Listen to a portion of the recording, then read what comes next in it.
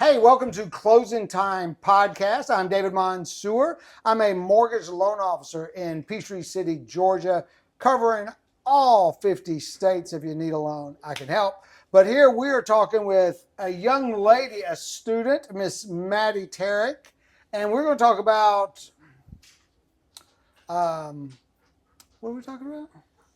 I guess missions, third world country missions. Third world country. So I'm kind of excited to ask one question. But let's, no, I'm gonna wait. Okay, we're starting over. I hate that. I've never started over before. I've never done that before. Making you nervous? No, I couldn't think of the word mission. And so that part has already embarrassed, but then when I tried to get into the question when I want to ask more about you first or whatever. Okay, we're going to talk about missions. There's missions. Okay. All right. Number 2. Hi, hey, welcome to the Closing Time Podcast. I'm David Mansour. I'm a mortgage loan officer, podcasting on the side. We serve all 50 states, so if you need to purchase or refinance, I would love to help. So today we're here with Miss Mattie Terek. She is a college student, but today we are talking about mission trips. So we're going to talk about fundraising and getting supplies if you want to take them. So all kind of things. So welcome. Thank you for being here. Thank you. Yeah. So tell me about, let's start at the beginning. I know the history, but how did you get into not just missions, but tell me the story of just the giving, because it is just giving is what it is, whether it's time, money, whatever it is. It's very generous. So I would say I started, I guess, back in elementary school. I kind of came to my parents and was like, I really would like to start some type of thing giving back. We would drive through Atlanta, and just seeing the amount of homeless people was really something that me and my brother noticed. And so we kind of came to our parents and we're like, hey, we would like to make 100 of these bags filled with socks, toiletries, hats, anything like that, and do a party, have people donate, do a party, and distribute them. So that was kind of where it all started. We started with, our goal was 100 bags, and we ended up, I think, making 200 that first time. Wow. And then every year we did that. It was called the It's Not About You Christmas Party, and we did that for 12 years. And I think the last few years we were making close to 1,500 bags. Is it that many? We would do projects for the nursing home, firefighters, veterans, just all kinds of different projects kind of molded into this one party where people could give back. So that lasted up until I graduated. Then my mom and my brother kept doing it for a couple years. And then, so we're looking for someone to take over if anyone's interested. Okay, so that's where I was going next. So we kind of thought it was going to end when you went off to college. Mm-hmm. But this is during your second year? Yep, going into third. Going to third. So you've had 2 Christmases, though, where you've come home and still put this show on. Yes, my mom has helped a lot with that. My brother, his girlfriend have kind of helped keep it going, as well as I went to Landmark Christian School. And so people from the school have really helped to keep it going. And that's something we would love to continue, but it is a lot of work to prepare for. So it is a lot of work, because I know that your mom is gathering things all year round. Like a lot of people know of charities or things that only happen around Christmas, but they don't see everything that led up. And maybe it only started 3 months ago, but a lot of these events, there's so much going on in the background. Yes. So this is an event an entire school could take on. Yes. A scout troop, a church group, anything. Yes. Like it's big enough that somebody needs a large enough project what if they just did it 1 year?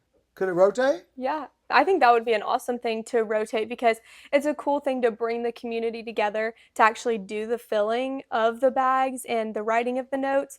But it really is those people that set out from the beginning and separated the donations and got it ready so that the community could come together and serve. And that's such a big part that a lot of people don't realize. Well, I think the coolest thing, and I'm sure she did it on purpose, but it is probably the best Christmas party of the year. And you can't come unless you donated. So you can't just show up with something. Like you don't even get invited. Like you don't know the date. It's like a secret society. But once you buy school supplies, now's the perfect time. Yep. I don't know when they go off sale, probably soon.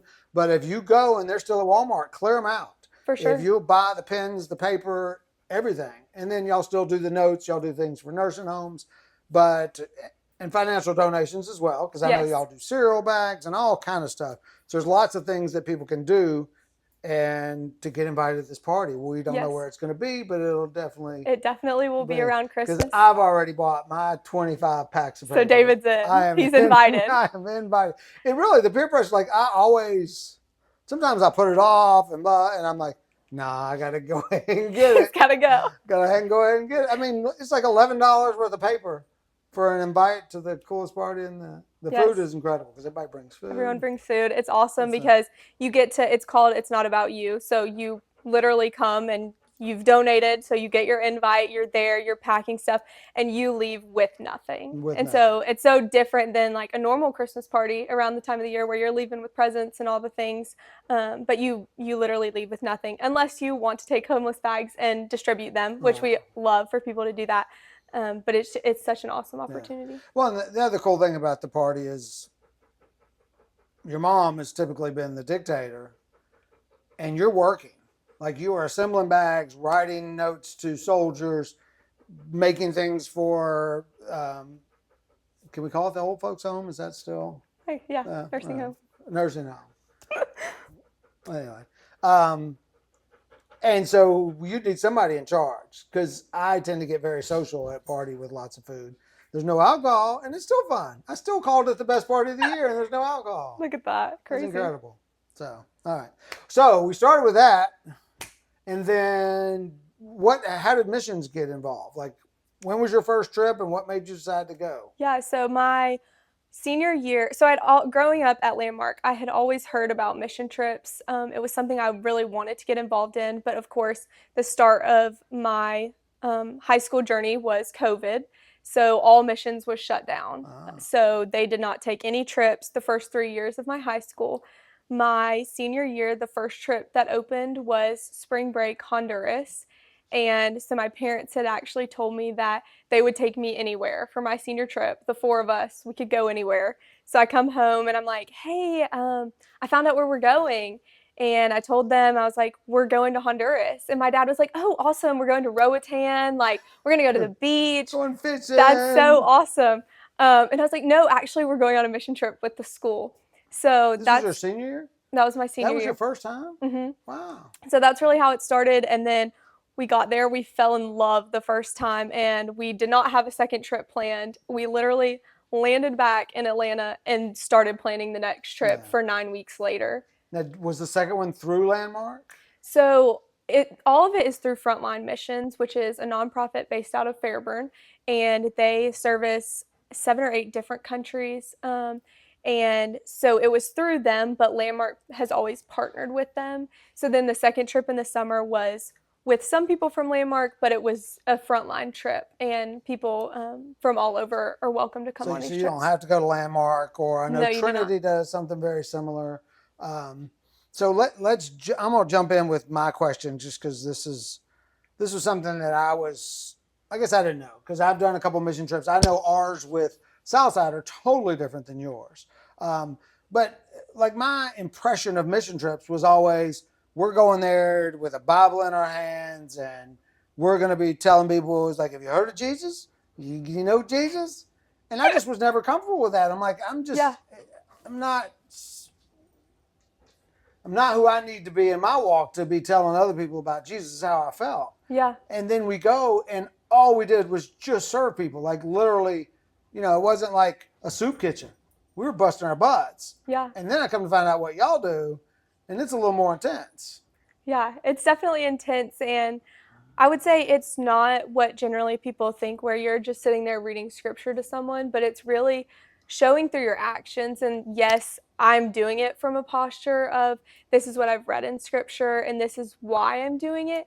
But a lot of these kids that we serve have never received a hug before. Like, their parents, they grow up in a culture in Honduras where we serve, where that's not really a thing. Like, the parents are working all day long just to provide food for the table, that no one takes time to give them a hug or be like, hey buddy, like, you're doing a good job, or let's play a soccer game together. So I think that those things are just as important, because one day they're going to look back and they might not sit there at 7, 8 years old and be like, tell you all this scripture that they've learned from our trip, but they're going to look back and be like, hey, I remember that one girl that came and gave me a hug. Why would she do that? Yeah. You know, stuff like that. Well, I know that on our recent trip to Guatemala, and I think your mom had gone to the same place with Manos de Jesus, one of the guys that's working there was a kid, and a mission family came to his house. Yes. And he said he'll never forget it. He'll never forget what they said, what they talked about, and like they came and gone in a couple hours, and he remembered it for the rest of his life, and that became his mission to go and to serve. So Yeah. I mean, that's pretty cool to see it. That's awesome. Full circle. Yes. That's awesome. We've definitely seen a lot of the same thing where it's like children, the specific girls, specifically a girl named Marta. We watched her, or I didn't watch her. I was too young to be going then, but Frontline raised her up, and now she's a teacher for her community. Wow. And just this recent trip, we were able to build her a roof for her house and give back to her because she has taken what she's learned and is giving back to her community. So we really wanted to bless her. So I think it's so true that pouring into the youth, like that's going to be we're not going to change the culture of the community. But if you pour into kids, then eventually they're going to be old enough to be making the difference. Yeah. I think somebody famous said it was like changing the trajectory. Like I think they even had a fancy title like that. I don't remember who it was, but somebody, I don't know. But that was their word, and it's in my head. I picture it as a graph. I mean, that line is going in one direction, and you bump into one thing, and it totally changes the trajectory. And it could be that one meeting, that one gift, and that's the same thing here in Peachtree City. Yeah. Although we have tremendous wealth here. Just being kind to one kid, we don't know what they're going through, what's going on, but you know, you can always change the trajectory of other people around you by just being nice to people. For sure. So, have you been anywhere besides Honduras? Is that you go to the same place, the same village? Is it just the same city, or do you see the same people? Yes. So I think I've been on 7 trips, and 6 out of the 7 have all been to the same village, the same community, same people. I did one recently that was in Honduras, but on the island of Roatan, and it was doing medical clinics there with Samford. So a little bit different, but still the same country. So you said with Samford, but it wasn't organized through Samford. Did you organize that trip, or how did that? So it's with an organization based out of Texas. It's called E3, and they partner with churches or just individuals anywhere around the country, and they already have people in different countries that are that they're linked with. That they'll be like, hey, you're a church, you're ready to go, like we'll send you here and you're going to do this. So how'd you connect that? Because you were using an organization out of... So this one was through Samford. So E3... And they had the same community in Honduras? Different. So that one... this trip was different? Yeah. Okay. So that was the one in Roatan that was different. But all the other ones have been with Flower Mountain, which is where we go with Landmark and Frontline Missions. And this one you did because you're a pharmacy student? Yes. And that's why you went and gave people shots? And yes. It was awesome. Was it cool? It was really cool. So it wasn't just Band-Aids? No, a little bit more than Band-Aids. Well, you know, in Guatemala, they asked our group, hey, if you know a dentist, because at this place that they have, they want a dentist. Can we get a dentist to come for 1 week and just stay here all week long and give people checkups and whatever, scrape cleanings, all that stuff? That's the same thing. There was a pretty cool connection. I don't know if it finished, but somebody on our trip was really good friends with a retired dentist that was still young. Wow. And she was like, this person's been asking me, like, what should I do? I really want to give, but I don't even know how to start. And then it was pretty cool. So wow. That was neat. Very cool. That's definitely, dentists are always needed. That's something that Frontline is in need of too for Honduras. So awesome. So you, what is your goal for, because I know you've fallen in love with a lot of these kids and the people. Are you wanting to stay and help grow that one community? Like when you go back, I guess let's go with what's a day like when you go over there to serve when it's not the pharmaceutical part. Let's do, because most people watching probably aren't a pharmaceutical or a doctor, aren't doing the same thing. So a normal person, if I was to go with you, what would that day look like for me? Okay. So you're going to generally wake up, I would say around 6:30, early rise. And then you're going to have a breakfast that they've prepared for you. It's amazing I food. was gonna say the food is It's the best thing on these incredible. trips. Yeah. Incredible. So you'll have food, then you'll get ready and we'll kind of have a debrief or about what's going to happen during the day, maybe a devotion, and then everyone is just kind of going out, whether that's we do servicing schools. So we'll go to these hike to remote villages. So sometimes we're hiking 2, 3, 4 hours just to get to a school. Wow. And so we'll be carrying whether it's food donations, clothing donations, school supplies. That's one of the main things that the Landmark trip provides is school supplies. And so we're taking those to the kids, getting a soccer game together once we visit the school. And then if you're interested in construction, we always have a construction project going on. So we'll have people fixing a roof, people fixing doors, putting locks on doors, and all kinds of incredible projects. If you're interested in the medical, we'll have a whole medical clinic going on the same time. Then everyone kind of comes back together for a quick lunch, or we bring your lunch out to the field. And then the next half of the day, you're going back to your projects, going out. We'll do help with church services. We have a local pastor that lives there. And so we're involved in the church services, sharing your testimony if that's something you're interested in. And then you're meeting back for dinner, sharing a meal with the local kids. So we have the food prepared for us, and then we're able to share and give out in the community for them to take home to their families. And so the sleeping is like y'all are really roughing it. It's usually a little cot or mattress on the floor. Yep. Where I've been to one where, well, no, both of mine have been pretty nice on we went to 2 different places. Okay. And one was almost like a bed and breakfast. So it was neat. It was really cool. Yeah. Like I would go there, but it wasn't pampered. And then the other one was more like a huge house dorm, like with bunk beds, and those were soft and it was a single bed. So we were kind of spoiled after hearing, what y'all do in your shower. So there's a range. So I love the question that Mr. Andrew, and I'm actually going to have Andrew on. He's with Southside. He's coordinate missions for Southside. And it was the greatest question I think he could ever ask when we got there. He said, what would make this a disappointment? So I think when we got there, we did our tour, learned what we're going to do, and we sat down, dinner, and then we always talked and asked. He said, what would make this a disappointment? And I was like, wow, who asked that? Like everybody asked, like, what do you want to do? And what's it? Yeah. And he said, what would make this a disappointment? I said, to be honest, if I show up and there's 8 of us, and 2 people hammer for a second, and I'm just standing over there talking, and then I might go over there and lift one piece of board, and then we talk, and then we take some photos, and we come back and tell everybody how great we were. I said, that would make me feel like garbage.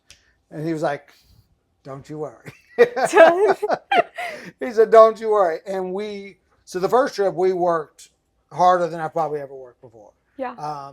The second one wasn't as much. We did some. One day we built a house, but the rest of the time was almost like a school activity. We went and helped them, teach them math and reading, and then we did go and teach them soccer. There were soccer camps.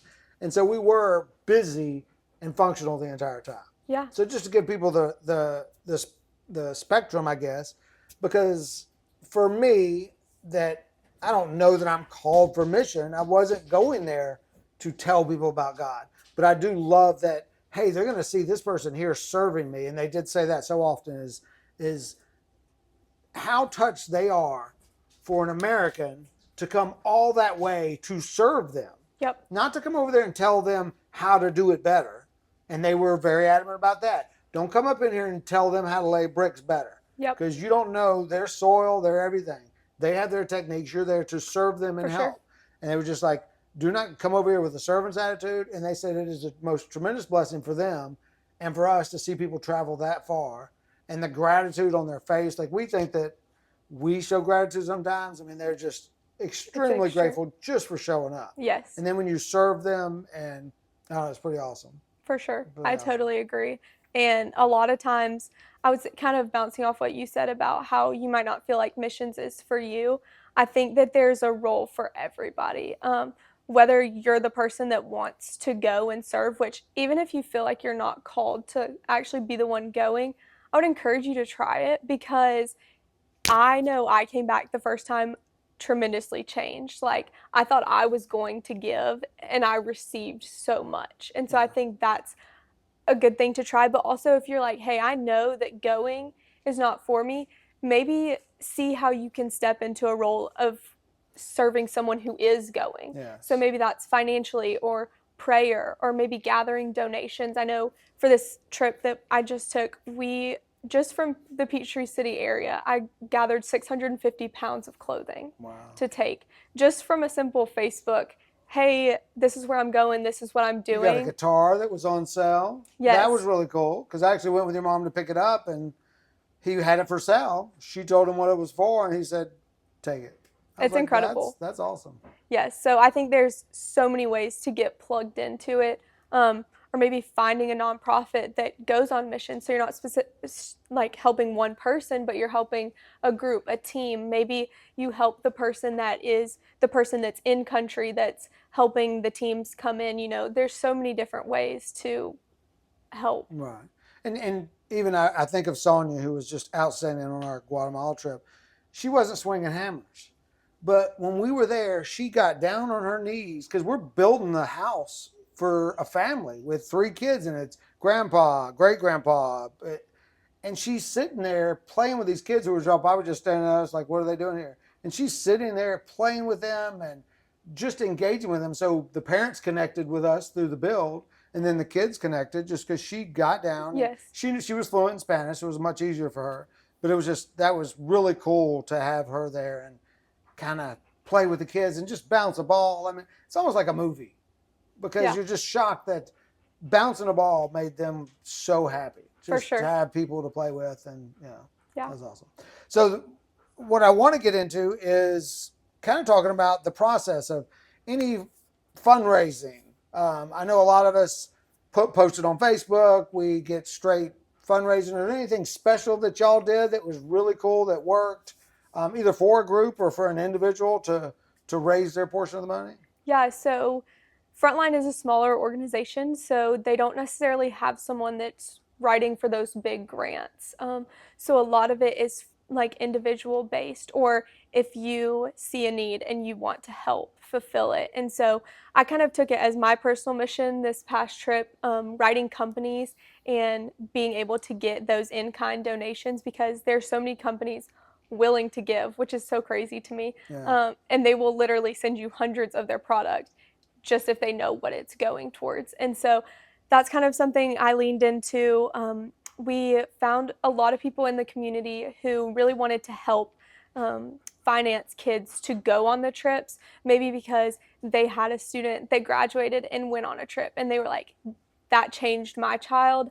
I want to help another child, like their life to be changed. So we had a lot of that this trip where they would support a child and the child would take pictures and send them to the person and kind of make a scrapbook of like, hey, this is what your money went towards and this is how it helped me. And then I guess if you're interested in helping, what's I guess super cool about Frontline is it's a very like relational nonprofit to work through. So if you're interested in supporting a mom that lives in Flower Mountain, which is literally a 4-hour flight and then an 8-hour drive to get there, like no cell service, no nothing, you can do that and you will be able to see actual pictures and videos of the person that you're supporting. You can actually like have a phone call with them, which is so crazy. I know for me, one thing I do is I have kind of a clothes selling business on the side. And so I'm able to use the money that I make from that.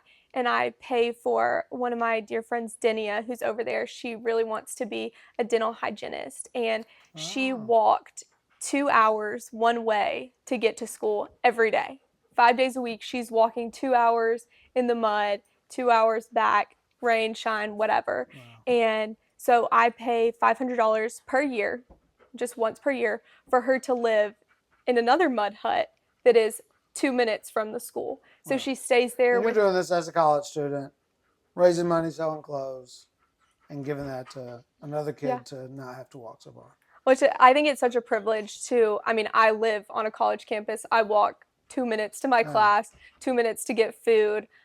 I'm not, you know. Coke machines and water fountains all over the place. And you can get a snack out of a machine at any moment. And it doesn't sound, you're like, oh, you're $500 for a mud hut. And I'm literally $500 for a mud hut on the side of like a mountain. and there's just 2 mattresses on the floor, a small little like coffee grinder, kitchen. But that's literally changing her life, and it's keeping her in school, and it's making her like life just a little bit easier. So to go back to just like a financial donation, like if somebody was watching this and they called Frontline, a lot of people want to see where their money's going to. Like they don't want to give it to, a church or a large organization because they don't know the percentages. But they could probably, I'm assuming they could call and go, hey, can you tell me when you have a particular student or kid that has a need and I'd like to pay for it? 100%. They do that all the time. They will, or if you come forward and you're like, hey, maybe you're a mechanic, like an auto mechanic, and you're really passionate about that. And so maybe the next time that one of the missionaries that lives on field, like on ground, their car breaks down, maybe you'd be interested in donating some money towards that. So it's very personal to maybe you're a teacher and you want to support teachers. We can tell you, hey, donate this money, or hey, let's make flashcards and laminate them and we'll take them next time. So it's you kind of choose. We're working on kind of creating a line sheet right now where, hey, this is this and this much. And if you want to donate to this much. And so it's definitely a very relational nonprofit where you can see where your money's going. You can receive videos, you can receive thank you notes and stuff like that. And I think that was one of the biggest parts for me is, like you said, I didn't want it to be like, I'm giving my money, I don't know really, I can't see where it's going, but I've been able to like actually be in the field there. I've walked in the house that I've donated the money towards. That's awesome. I messaged the girl that is going to school, and I'm able to check up on her and see how she's using her materials and stuff like that. So well, I know the Guatemala mamas, when they actually went and built bunk beds. So when somebody brings it up, or if you see it on Facebook, call them and ask questions. For sure. And look, so I do love, so at Southside, when we did it, we walked through that book, Helping Without Hurting. And a big thing is, and I don't know if this is a question anybody's had, but I love learning how purposeful they were with money and with items not to give handouts because they don't want them relying. So it's not that we're just going over there and helping, because what he kept saying is, for your $2,000, we could have just wrote a check and they'd be rich. But then what happens when that money runs out? So we were going there, work beside them to help them build the bathrooms. They were with us. And so we didn't give anything directly to any individuals. They highly discouraged us from slipping somebody a 20, even though it was the cutest kid in the world on the floor. It was, let's do it through the program and that they will distribute it through the needs, so that they weren't just coming up to Americans when they show up and like, give me.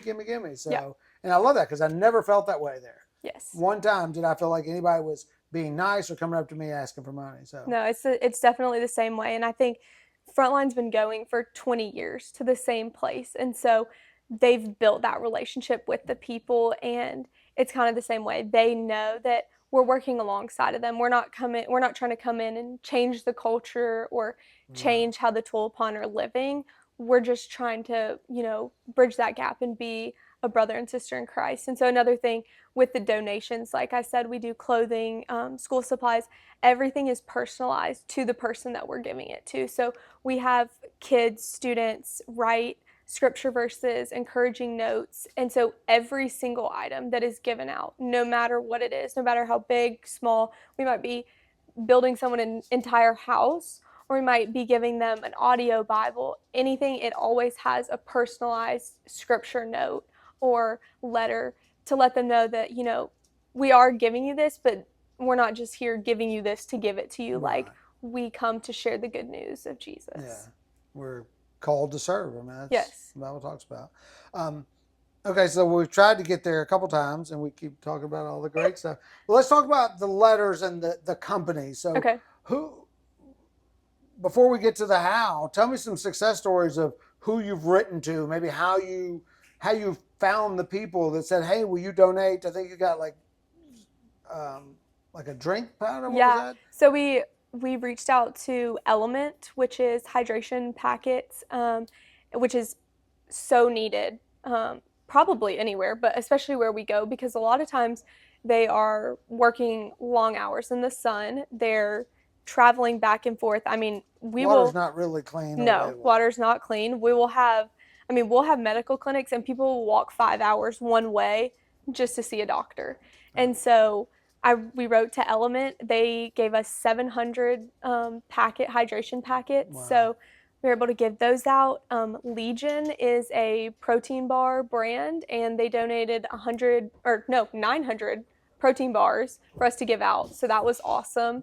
Wow. A couple other ones, it's called Ease Co, EEZ Co. They do like lollipops for sore throats. We buy those. Yeah. Yeah. So Max loves those. They're awesome. I'm scared he gets a cough just so he can have a lollipop. Wow. So that we were able to get a bunch of those. Mary Ruth's Vitamins gave us like $175 to use towards vitamins. So we were able to get a bunch of those. Water filters, Sawyer water filters donated, they gave us a discounted price, and I think we got 10 of those, and we're able to take them over and show them how to purify their water. So if somebody had a passion like water, Yeah. because if somebody's experienced that, even visually, that might be your passion. I can't stand the thought of people not having clean water. They could send you or that company, what were they called? Frontline? Sawyer sent it to Frontline, yeah. Right. So they could send Frontline and say, hey, I want this $500 to go towards water filters. 100%. And then please send me the photos or whatever. Yeah, because a lot of times companies that we write to, some will send you in-kind donations, just straight up like Element did in Legion, where they just send it to your front door.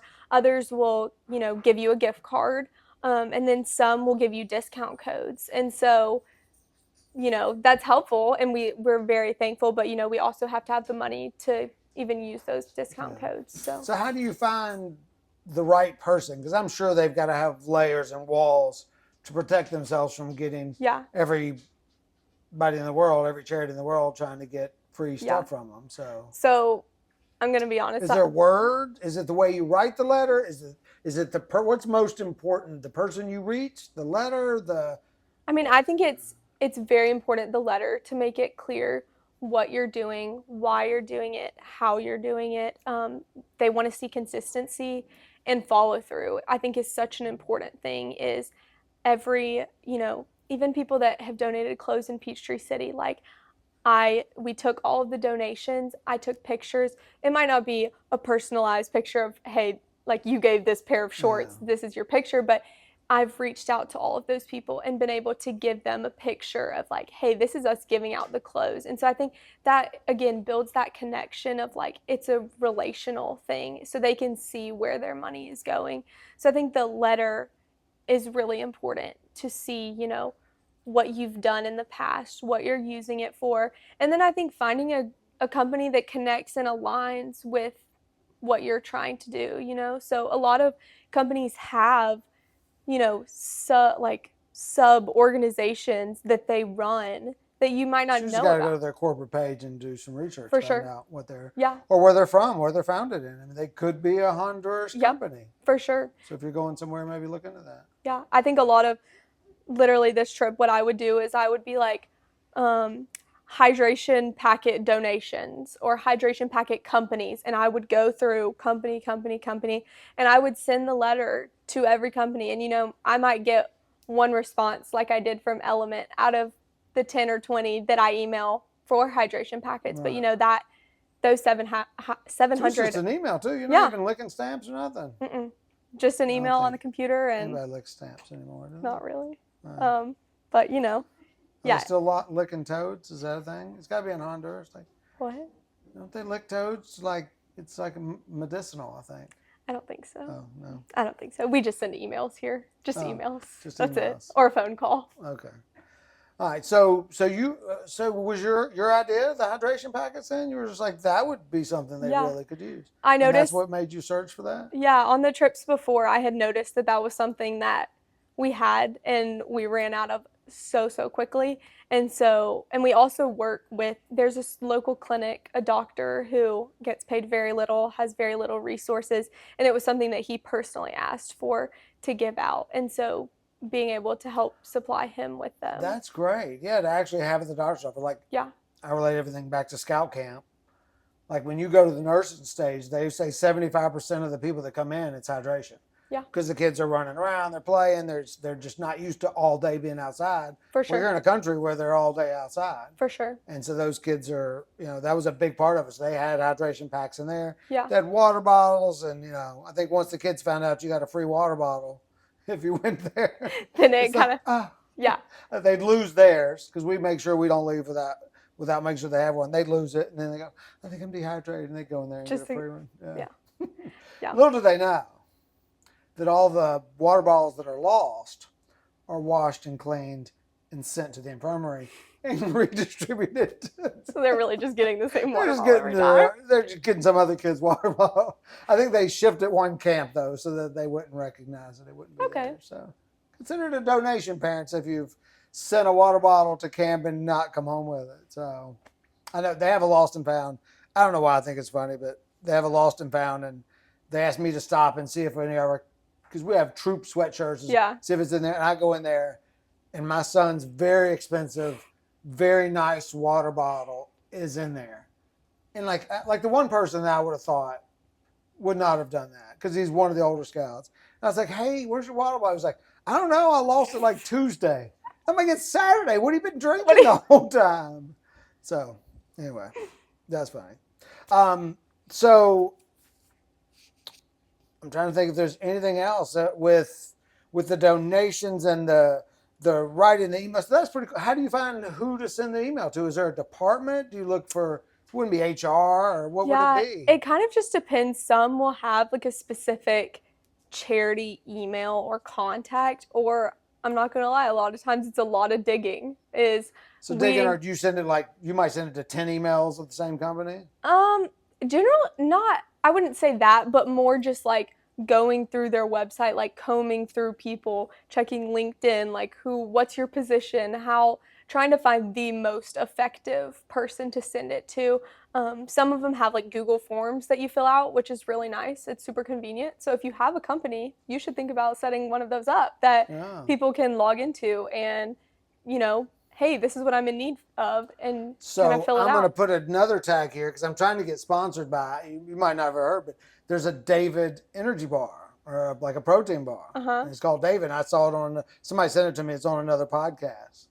I was like, how awesome would that be if they sponsored me? And my guest, I was like, hey, will you just send me like, 25 bars just so I can give them to my guests? I'll put you on all the podcasts. They're like, no. But they had, the reason I said that because I went to their website and they had a specific form that I hit the tabs for requesting donations. Well, I think it was more for like if I wanted to be an influencer. Like that's how it was worded. Like, do you want to be an influencer for us? And I was like, I want to taste your candy bar. I call it candy bar. Your protein bar. Yeah, I think it's definitely hard sometimes because a lot of them, don't have those Google Forms. And so it's like, do I take the like PR, like I'm trying to receive PR packaging, but then you're like, I don't want to get swept up in all the like, influencers, like, because this is very different. But, a lot of companies do, but a lot of companies don't have that set up. And so, even if it's not, maybe they're not donating to me, but maybe if my email helps them be like, hey, maybe we should like look into doing something like this in the future, I emailed a ton of like smaller businesses, that have food products that maybe aren't as big. And, they're like, we're not at a position to donate right now. But, maybe even just putting that seed in like, hey, we should try to plan this for the future for our business, I think. And to circle back, so you see that Mattie is a college student. Mattie is going on this trip, sleeping on the floor, serving, and she's doing the digging. So for those of you that don't want to travel internationally, you don't like getting your hands dirty, that is fine. Then maybe you can do some of that legwork. For sure. They can send those emails. You can reach out to Mattie or Frontline or somebody else. Or when you see somebody post and it's like, do y'all need soccer shoes? Or, some of those little things that those kids just, it makes their eyes light up. So think outside the box of other ways that y'all can help. Yeah, like if you're passionate about something and you know a lot about something, like maybe you're a mom and you know all the products that a new mom would need. Like what type of carrier, what type of food, bibs. If you know that, like, we would love, like, I don't know that. I don't No. know who to be You writing. better not know that. I don't know who to be writing for that. But, there's just so many different lanes of, it's one thing, it's supporting one thing, but, there's so many different lanes and angles you could take it at that would be so helpful. Okay. Well, let's finish with this. I want to know, what is the end game, or give me the whole journey from here out. I mean, have you ever considered Peace Corps? Is this something that you want to continue? You're in pharmacy school, or are you going to be a pharmacist that goes every week? Or are you like, hey, I might end up on a boat somewhere giving people needles all day long in other countries? Like, have you thought about what happens after you graduate? Or Yeah, so right now I have 4 more years of pharmacy school. I'm starting pharmacy school this year, so I definitely have 4 more years of that is the plan. I'm going to continue going on trips with Frontline when I can, whether that's my spring break or summer, planning summer trips. If anyone's interested, I'd love for you to come. So that's kind of, I guess, the plan for that. And then ultimately, I would love to go into some type of medical missions. I don't really know what that looks like. It's not, I would say for pharmacy, it's not a very widely known like thing to do. I guess like if you were a doctor, it's a little bit more, the path is a little bit more laid out, but I think it's definitely a need. The clinic we serve at, they currently, when we were just there, have 1 doctor and 1 nurse. And they said they see 40 to 50 patients per day. wow. So the nurse is charting, which charting means by paper, like there's no computer. She's taking the vitals, she's doing any shots, immunizations, and then the doctor's seeing patients. Yeah. And then they're handing them the medicine. And half the time the medicine isn't there because they're underserviced community. And so imagine being a loan officer without a computer or without all the, like, how are you? When I first, like literally the first month, the first month of my job, maybe 2, we had to handwrite estimates and do all the applications but it's weird to think it was that long ago. We had computers for some stuff. I don't really remember what, but it was all inside the office stuff. There was no internet on it. And I remember, and then the lady that was next to me was old school. She said, David, keep writing those. You better keep on. She was one of those, what if the computers go down? What if you're not going to be able to know how to do it? I was like, I'm not handwriting these if I don't have to. Yeah. So after 2 months, I never wrote one again. But I think for years, she kept handwriting them. Yeah. And that took a lot of time. So he's literally a doctor that has to handwrite everything. He has to see all the patients. And he's not even given the medicines to properly treat his patients. And so it was hard to watch that and to see him be like, hey, you have this wrong. I really want to treat it with this. But and he's not making as much money as you are. No. Talking to you. Very, very little money. But it's his posture of service. He's making hardly no money, and he could easily go somewhere else and use his doctor degree to actually be able to help patients where medicine is actually given. Yeah. But he realized like this is his service. And so I think kind of stepping alongside of him and helping and realizing like what medicines they are giving out, like they don't have a pharmacist counseling the patients on like, this is how you should take it. This is how, and that's. Do you have any questions? That's what they. Yeah. And so a lot of them can't read. Yeah. And so they're missing that aspect. And it's not the doctor's fault. Like he has 8 million other things, but I think that's something I really noticed and would love to kind of step into that, whatever that looks like. And so I don't know if it's, working in a hospital around here in a pharmacy and using the money I make and taking like week-long trips, or maybe it is living somewhere for 6-8 months and doing a more permanent position. But, that's something that I'm definitely looking into. Yeah.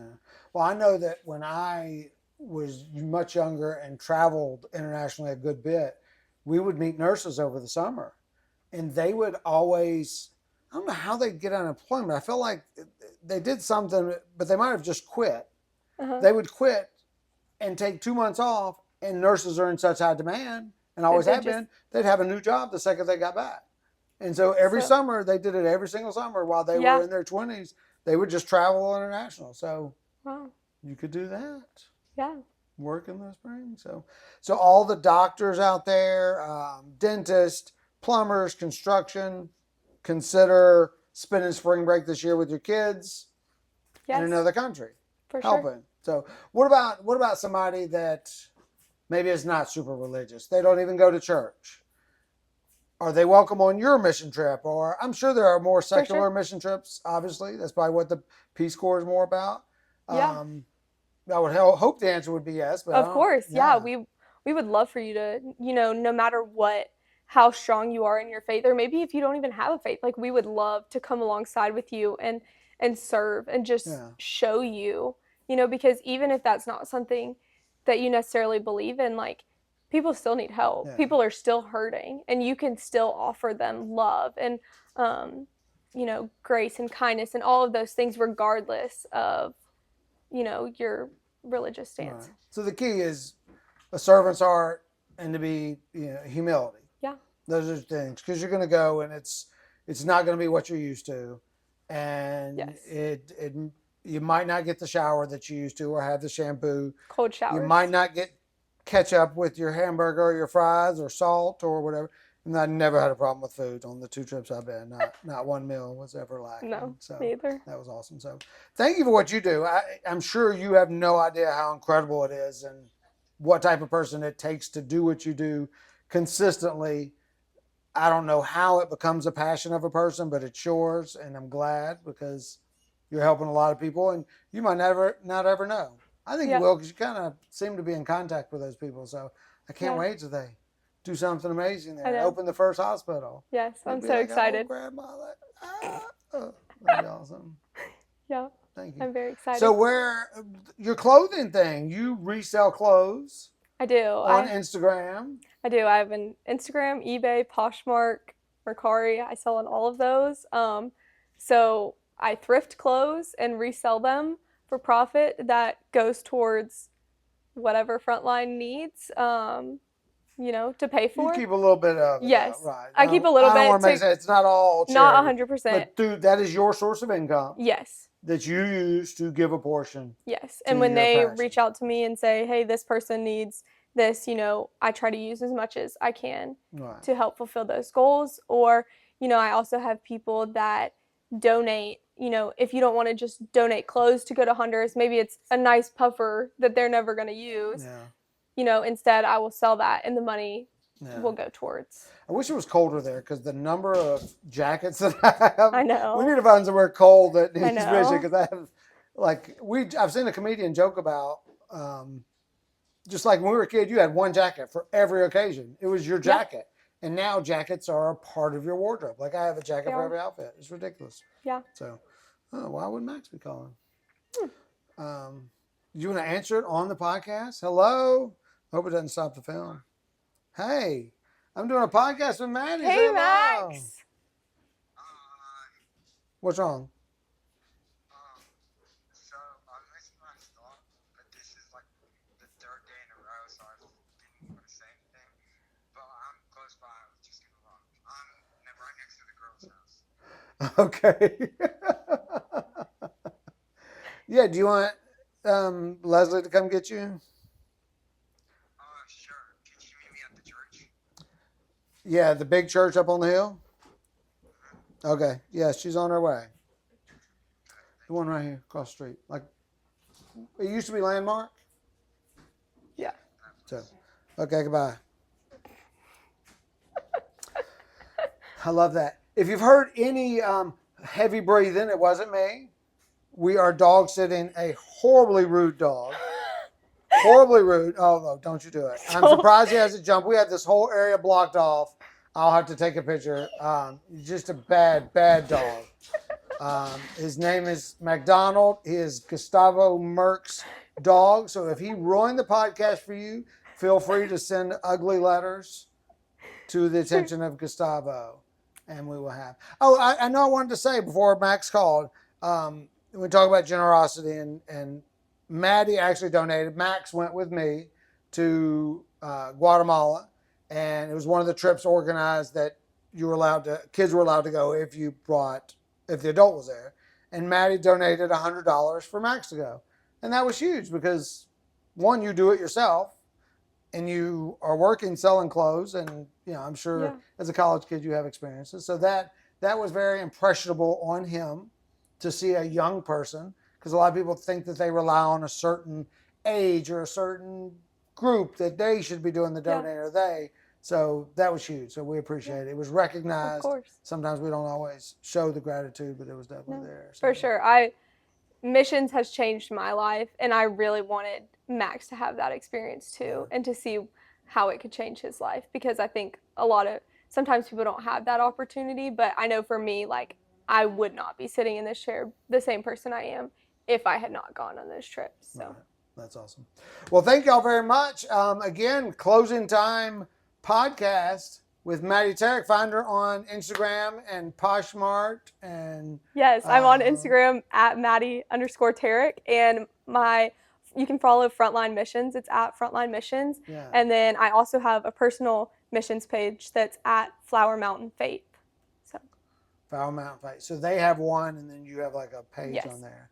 Awesome. And they could probably make donations right now. Yes, on Frontline Missions they have. So when's the next trip? Is it already scheduled? So for sure, Landmark is going their spring break, which is in April. Because you most likely not. I'm trying to plan a trip in March. I have a spring break the same time as the Bone Boys, who are good friends who go on the trips with me, and so we're trying to. Why did we not talk about the Bone Boys? Wow. No, we're trying to get a trip going in March. So stay tuned for that, because we will need people to go. And donations. Yes, for sure. And so who are the Bone Boys? Just some friends who went on the last trip with me. And are they Landmark kids? Or no, they're from your school? No, they are from Beulah Church, and they go to Kennesaw. Kennesaw. And why are they called the Bone Boys? Because their last name is Bone. Oh, damn. They need a better story. No. No.